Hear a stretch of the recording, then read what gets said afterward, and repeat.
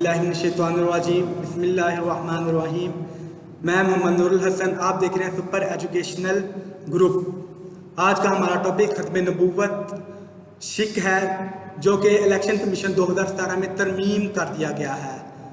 कुछ Islamic scholars कह रहे हैं कि ये तरमीम कुछ खास नहीं, लेकिन हम आपको बताते हैं कि हलफ को इकरार में तब्दील कर दिया गया है। पहले हम आपको शिक सुनाते हैं। इस इलेक्शन कमीशन के कुल 88 पेज हैं, जिसमें 79 पेज नंबर पर ये शिक यानी इकरारनामा लिखा हुआ है, जो भी किसी उम्मीदवार के लिए पढ़ना ज़रूरी है।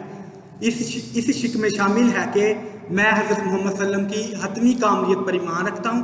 मैं गवाही देता हूँ कि हज़रत मोहम्मद सल्लल्लाहु अलैहि वसल्लम अल्लाह ताला के तमाम अंबिया में से आखिरी नबी हैं। इकरार करता हूँ कि आप सल्लल्लाहु अलैहि वसल्लम के बाद कोई नबी नहीं आएगा। मैं किसी भी ऐसे शख्स का पैरोकार नहीं हूँ, ना ही मैं कादियानी या लाहौरी ग्रुप से ताल्लुक़ रखता हूँ, ना ही खुद को अहमदी कहलवाता हूँ। नोट: ये पैराग्राफ सिर्फ मुसलमान उम्मीदवारों के लिए है, गैर मुस्लिम उम्मीदवार पर लागू नहीं होता है। असल में जो ये हलफ इकरार में तब्दील कर दिया गया है, ये शिक में बहुत बड़ी तब्दीली है। आमतौर पर बज़ाहिर ये नज़र आता है कि हलफ और इकरार एक जैसी ही चीज़ें हैं। असल में मामला ऐसा नहीं है। इकरार हलफ का मतलब है कि आप एक चीज़ पर कायम हैं, अगर आप इसे पीछे हटते हैं तो आपको वज़ारत उज़्मा से उतार दिया जाएगा। लेकिन अगर आप इकरार करते हैं तो आपके पास एक रास्ता मौजूद होगा। आप चाहें तो इस पर अमल करें, अगर चाहें तो ना करें।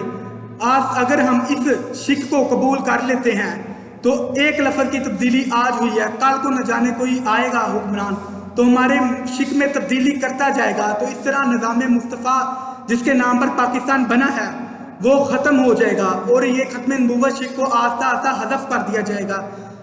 ओके, इसी के साथ मुझे इजाज़त दें।